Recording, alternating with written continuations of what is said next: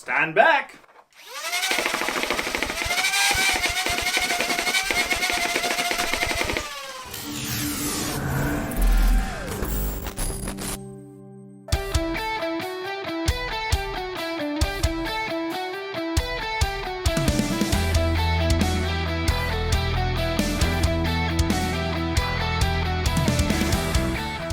Greetings audience, I'm Dr. Boom, and welcome to a mod overview of the Jupiter and the Proton pack.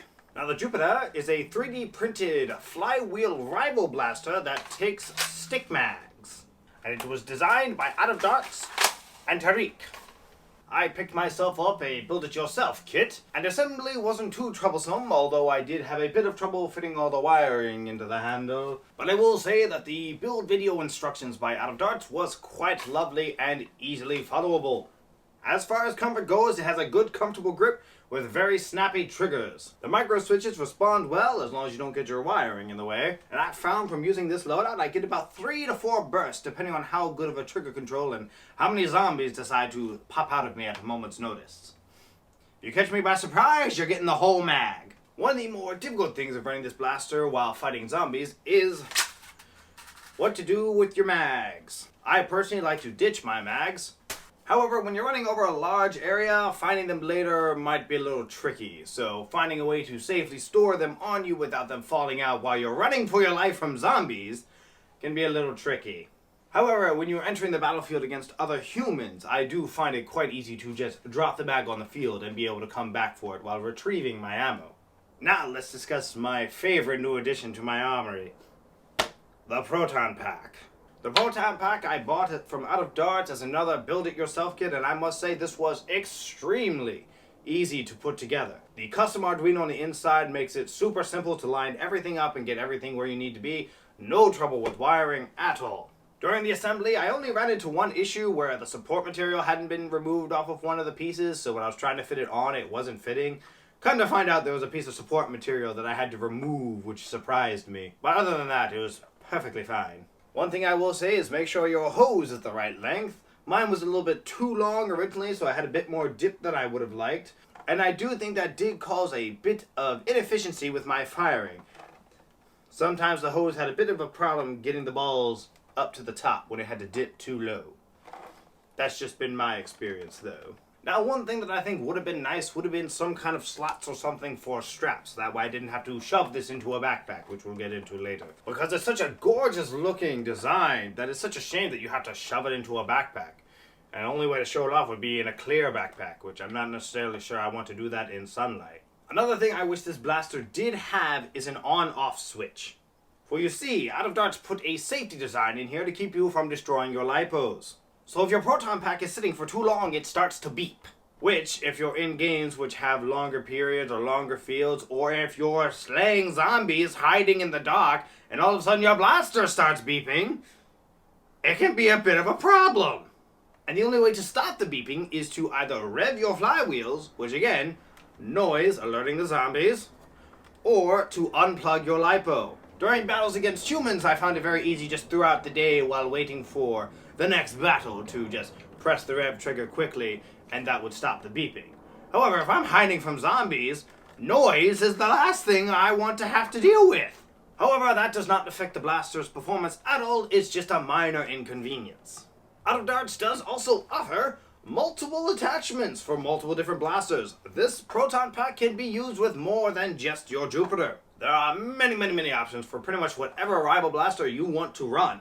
But for me personally, I prefer the Jupiter. Nothing like a full auto blast, laying it across the field, keeping all from getting close to you. Assembly is quite simple. First thing you'll need is a backpack. You'll also need to cut a hole in it. I cut a rather large hole because I wanted to be able to slide the Proton pack in without having to feed the hose through the top of the backpack. I just found it easier this way. Having a hole this large also allowed me to be able to access the battery tray. Being able to access my lipo without having to take it out of my backpack was quite useful. And there is plenty of space for a lipo in there.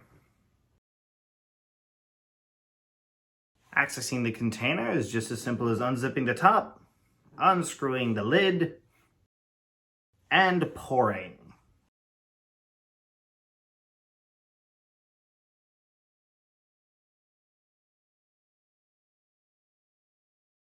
and screwing the lid back on.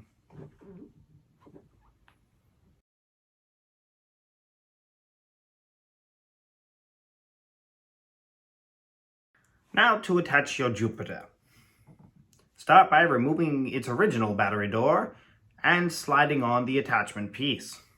Make sure the XT60 connector goes out the little window on the connector piece.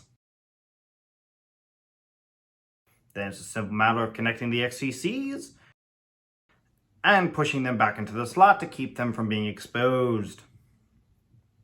Now for the fun of it, let's add some extra firepower for those pesky specials that might get in our way. In fact, let's add another.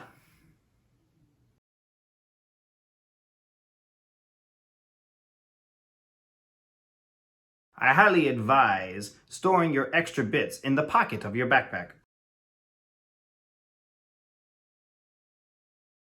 Now that's enough of the overview. Let's discuss my loadouts. First, let's discuss using the Jupiter with these stick mags. Due to the high rate of fire and the fact that it uses rival rounds, it is an incredibly powerful HVZ blaster. The biggest drawbacks are just in reloading, which can be a little awkward at times if you grab the wrong end of your stick mag, and the fact that you have to carry so many stick mags for this full auto beast. When attached to the Proton pack, it has no such weakness. I was more than capable of holding back an entire horde with just myself and my Proton pack. Never having to reload and having a constant stream of rival rounds flying through the air tends to do well against a horde standing in front of you. Now when it comes to fighting against humans, well, that is a little bit more tricky.